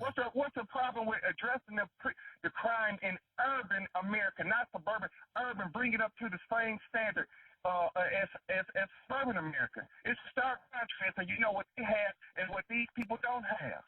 Okay, Bruce, this becomes a political issue as well. And no, it's not. It's a real life issue. It's not politics. What you're saying Bruce, the reason why it's political is because people, if they don't have their representatives willing to address the poverty and things like that, if you have a governor that's not willing to address it, if you don't have a legislature that's willing to address it, that comes down to politics. Why is that? That comes down to politics. Because if you don't come out and vote, you get the certain type of person in the office. Now, you know, people do go out and vote, but they lose hope. They vote people. Then it becomes a vicious cycle, doesn't it? That's the problem. You got to get the right people into the offices to address the issues that you want. It's like a guy coming over from England. It's fun people that don't live in the community, don't look like the people in the community. They always have a solution for that community.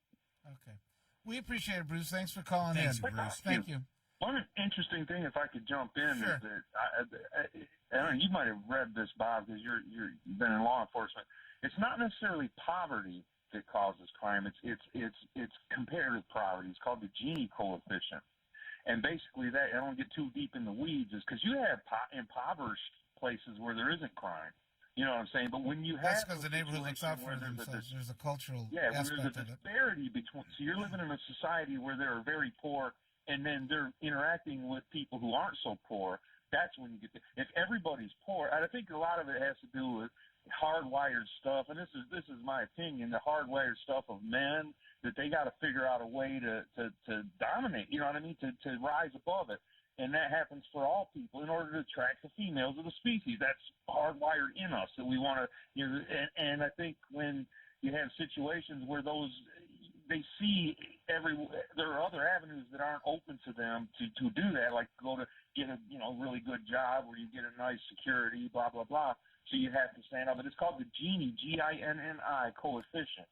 And the criminal justice, there's extensive research on this, that it isn't necessarily poverty in and of itself that causes the crime. Again, if you go to some rural communities in Appalachia, that's abject poverty. Is the crime rate as high there? In many cases it is, though. So this isn't even an urban, suburban thing.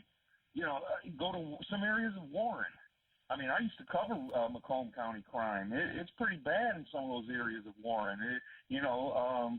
It's not quite as bad as Detroit. Again, we go back to what that cop said from England. It's like, yeah, there's problems, but in Detroit it always seems to be a little bit more because you have this combination of things. Again, it's not just the poverty, but you also have the low education. You also have fatherless homes, which is one, I don't hear a lot of discussion about that, but every study says that if the dad is not around, the chances of a kid failing in school, going to prison are like 30 times more. I mean, that's not something, they don't have any guidance. Kids don't have the male guidance. So there's, again, the cliche is the street is raising. The street's teaching these young men how to be men. And they, it's a fact. Men have all this testosterone. They got to figure out something to do with it and a way to hone it in a constructive way. You can't stamp it down. You start doing that, you're getting really dangerous.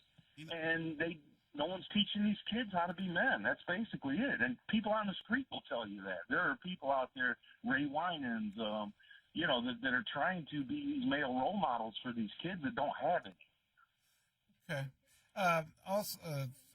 Also joining us right now is going to be Vincent. Vincent, you're on with the panel. Vincent? Good morning. Good morning. You're on the air. Okay, good. Excellent. Excellent conversation. I love what y'all talking about. I'd like to bring some attention on what's going to happen here in Detroit. Next month, we got the NAACP coming into town, and then we got the Democratic debate coming into town. That's going to put Detroit for the last 2 weeks of July front and center. And I think the real task is going to be how do we tell the real tale of what's going on in Detroit and how we can turn this debate into local topics. They had a debate in Miami, and I don't even know what issues going on in Miami. So look, I think that's a terrible. The issue there was trying to take down Biden. I think that was the whole purpose of what they're trying to do down there. Detroit is already front and center. I mean, right now we got to figure out solutions on how we're going to be able to curb Detroit's violence. Detroit is still one of the most violent, dangerous big cities in America. I think we rank number 2. Being number 1 or number 2 is not good for us. Having facial recognition placed in traffic-mounted cameras throughout the city, is that good for us or that's not good for us? How this information is going to be used and how this is going to be deployed. These are conversations that we need to continue to have in our communities and allow the people to speak up as far as Detroit citizens. We have seen a couple of meetings, town hall meetings in the city where Detroiters are speaking it up. It started coming down to the Police Board of Commissioners meeting. They wanted the board to take action on voting down on facial recognition, but it was stricken from the agenda the day of the meeting when constituents are starting to come down. Citizens from the city of Detroit. Vincent, you're right. The Democratic debates are going to be here, I think, July 30th and 31st, something like that. What would you like to see them talk about when it's centering around Detroit? Okay, first of all, what the other gentleman was talking about is true, but we also got to understand that Detroit has been the proving ground of oppression for urban communities. We are a microcosm of what's going on in America, and we're the only city that was taking our votes away by emergency management. The state has came in and took all of Detroit's revenue stream and wanting to do that profit sharing property.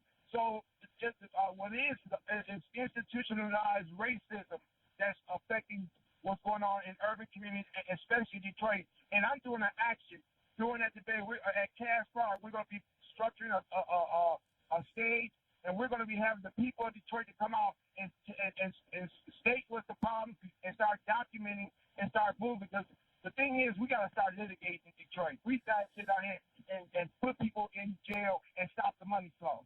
Vincent, I hear what you're trying to say here. I'm going to predict what the debate's going to be about in Detroit. Because Biden got beat up the way he did, he was taken on by Senator Harris, that if the whole national media attention is going to be, does Biden, is he able to recover? That's going to be the theme of what the debate is. and what's gonna happen in Detroit. A lot of these other issues are gonna be lost because the national theme's gonna be, or attention's gonna be, is Biden gonna recover? Is he gonna be able to hold his lead in the polling? And I think also his hold on the African American vote specifically, because the issue Kamala Harris brought up regarding Brown versus the Board of Education and it being in the city of Detroit.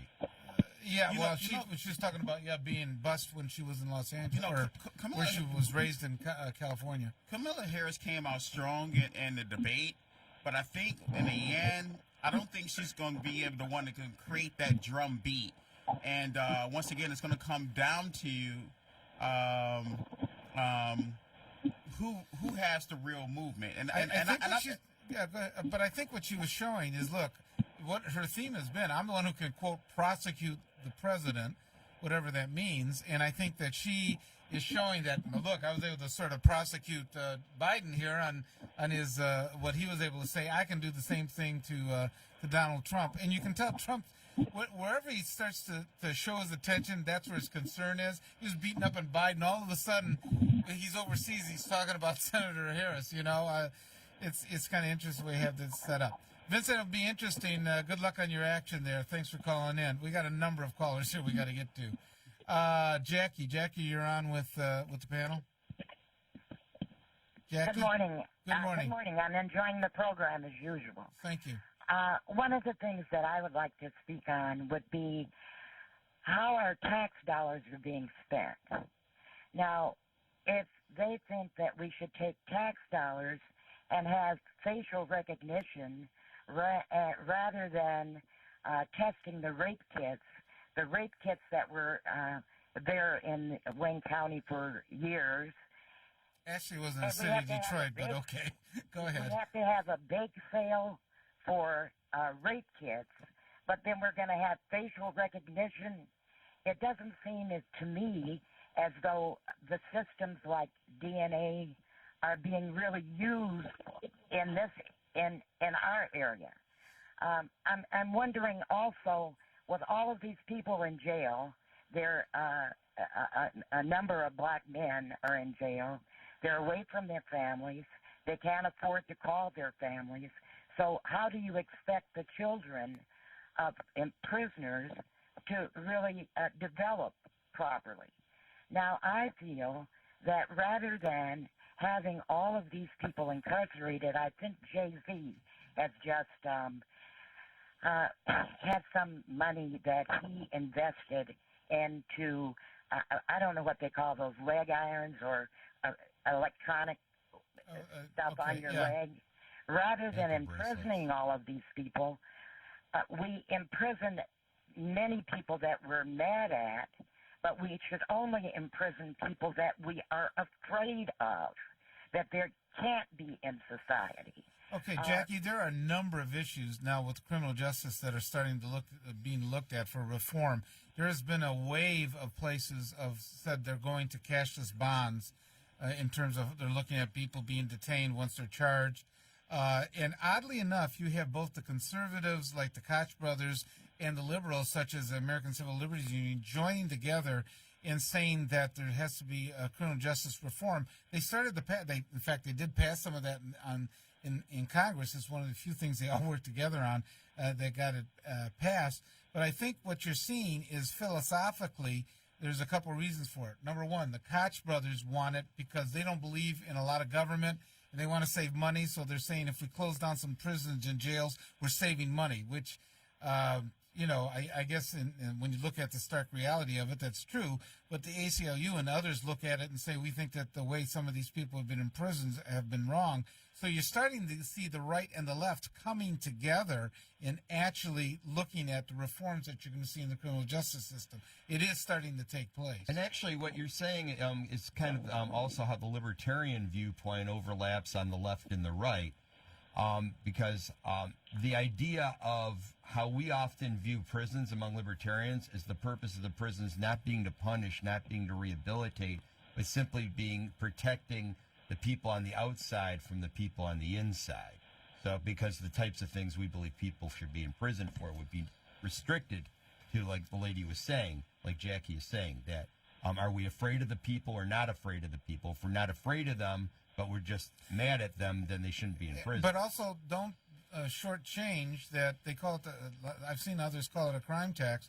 The way a lot of things are funded are people's fines and things like that. Like I said, drive down Michigan Avenue, you'll see the nicest looking places are courthouses and police stations because they, and that's not a black and white thing. If you think about it, like, should Burton, what, the guy that built all those people out of millions of dollars, I'm not afraid of him. Should he have gone to prison for that? Absolutely. I'm not afraid of him. He built people out of millions. What's his, Bernie Madoff or whatever? Madoff, Madoff I'm not afraid of him. He's not a violent criminal, but huge can you argue that he shouldn't have? Shouldn't you argue that dude shouldn't have went to prison? Well, I call that protective I hate custody. to editorialize, but on my personal opinion, yeah, he should have went to prison. I'm not afraid of him, though. So I don't know if I necessarily agree with that. Let me say this. In the case of, let's say, white collar crime, many times most of them don't go to prison at all. One other thing that I'd like to ask or think about is when the government bailed out the banks, if they had bailed out the taxpayer, would the taxpayer have bailed out the banks by paying their mortgages? Say that again, Jackie. I guess I'm confused. Okay. The banks did Rather they got rather funds. than bailing out the banks, Yeah. if the people had been bailed out, rather than having the money going to the banks, if it had been given to the American people so that they would be able to pay their mortgage, they wouldn't be losing their home. That's been one of the arguments. One of the problems you have, though, is that the financial institutions, if they actually do collapse, and President Obama, this crossed party lines, President Bush and Obama said they had to save the financial institutions because they're the ones that actually make the loans for the future as well. Yes, and I understand that. But on the other hand, if the people had been bailed out, if, in fact, you could have gone someplace and they paid your mortgage, wouldn't that have saved the banks as well? But I think that would not have played into the agenda that the banksters wanted, because I think it helped them for the homes to crash in value and for the foreclosures to go crazy, because they wanted to be able to then buy up all that land at the bottom basement rate after it had all collapsed. I don't know if they initially looked at it like that. I don't know if they initially looked at it like that, because their plan was moving pretty good with the money that they were financing and the fake appraisals and everything else that was going on. But we're getting a little far afield here. Thank you for your time. Okay, thanks, Jackie. We appreciate it. Next up, we have Rick. Rick, you're on with the panel. Hey, good morning to everybody. Good morning. All right. I was just going to add, I sort of feel like Jackie and Bruce, and I thought that his point kind of went a little bit, it got off the table. And I think he was saying how I feel, that if I'm the one with the problem, I'm the one you should be talking to, right?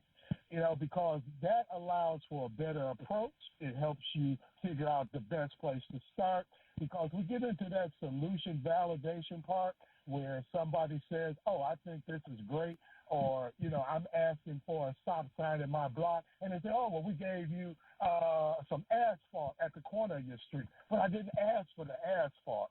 We got this idea of constantly organizing or even allowing organizing around the issues and not getting the focus on organizing around those first-party claims. But Rick, one of the big issues is crime in the neighborhoods, and so how do you organize? I mean, to actually try to make an impact on that. That's what we're really talking about here. Well, and it's all the same. You're talking about solving a problem, and you're talking about solving a problem really in my neighborhood. You, George Hunter, you're saying, this is what's going on there. I'm going to talk to people in Britain. Oh, I like their idea, but you're not really talking to me. Well, he was an author he was a police officer that came in and made the observation. That's where he was.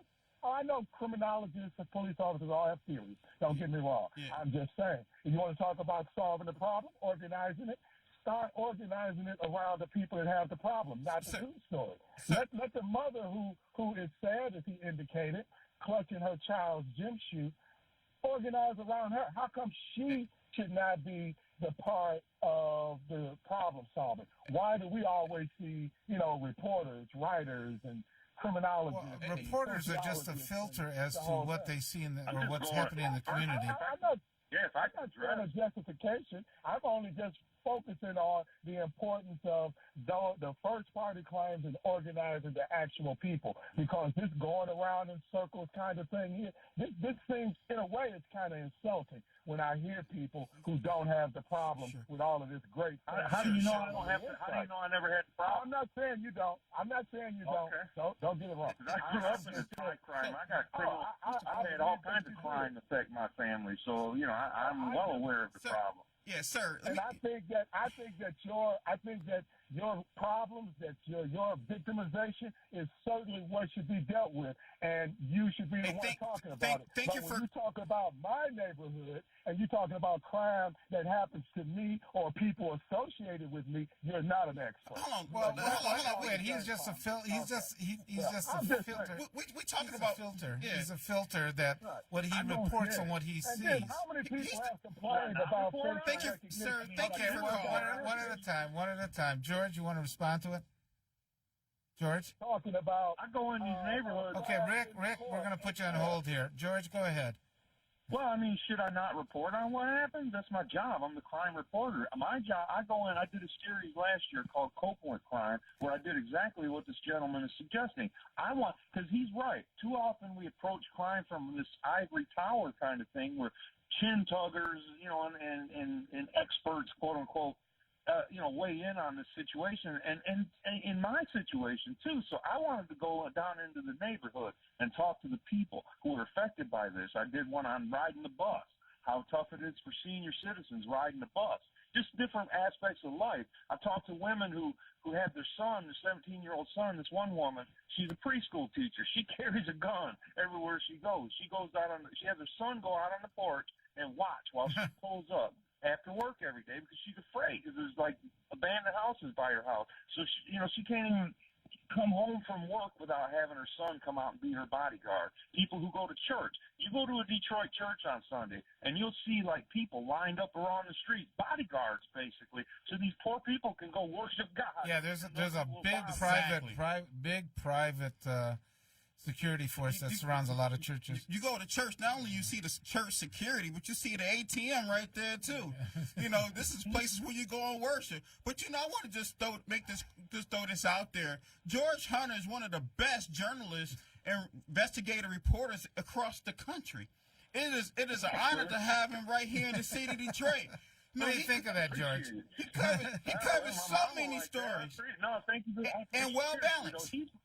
The man is right. Thank you. The man he called is absolutely right. That I do think we need to get more. I think, though, that you start finger pointing about outsiders and all that, which is what I'm picking up from him, you're not getting anywhere then. Because my job, I don't think he was insulting me. I get what he's saying, because as a Detroiter, having grown up in one of these areas, I feel the resentment. I understand the resentment. That it's almost like a freak show. That sometimes outsiders come in and they go. That's what I always kind of get annoyed at these people who go in these abandoned houses. They call themselves urban explorers. There's another word for it. It's called trespassing. And they think it's cute, and they think there's something hip and edgy about going into the deed and glorifying. It's like, no, there's nothing cute about it. People have to live in this stuff. Hey, I get it. George, the guy said something about the woman clutching her purse. Whenever I come into contact with somebody going through an audience or whatever, I'm clutching my wallet. I'm gonna make sure it's my wallet and my keys. Rick, thanks for calling in. We got one last caller here, Walter. Walter, you're on with the panel. That's right, buddy. You saved the best for last. Where's your buddy, a.k.a. False Teacher? Okay, let's get to your point, Walter. Walter, what's your point?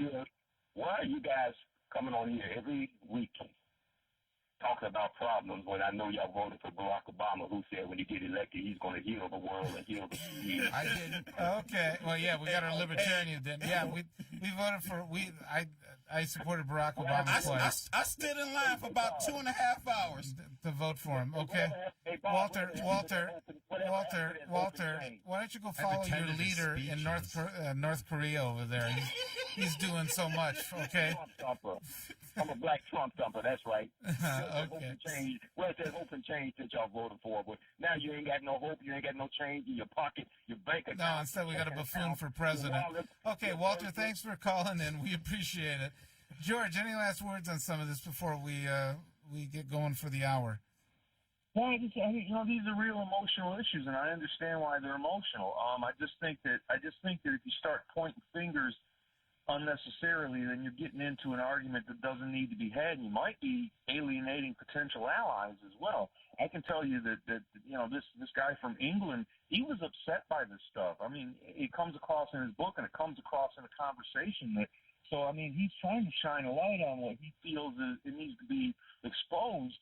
And I think if you're living in that situation, with the problems of crime, that maybe, and I'm not telling how people they should think, but maybe you might want to embrace outsiders, because I don't think, it depends on the way they're doing it. I don't think he's coming in as this lurid, hey, wow, look, he's really bothered by that. I can't say that for sure. He might be a good actor, but it seems to me like he's really bothered by this. He's incensed by the fact that kids have to deal with this stuff. And he also he's along with these cops. He sees that they're trying too. That most of the cops are out there busting their butts in this tough situation in the city, and the stuff they deal with is unspeakable. And so then they get someone yelling at them that they're not doing enough. And I don't know. It's just I think that and it sounds cliche, but I think that there needs more focus on. What needs to be done rather than this finger pointing that permeates the discussion, about, this guy's coming in and this and that and their motivations. It's like, not to get defensive right away and to see are there any solutions that offer. This morning I was sitting here drinking my coffee, right? And I heard somebody talking about the article. You know what they were saying? It was a well-written article. They loved the article about, about the guy written the book and came over here. And then all of a sudden, I didn't read the article until I got into the studio, and it's a great article. Okay, well, thanks, George. We appreciate you coming on very, very much, and future success with the Detroit News there. All right, guys, enjoy the beautiful weather. Take care. Okay, thanks. You too.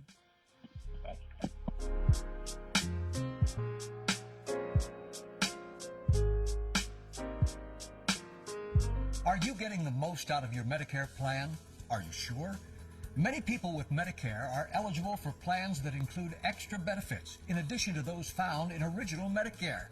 Benefits like dental, vision, and prescription drug coverage. Call now to see if you're eligible to enroll. The consultation is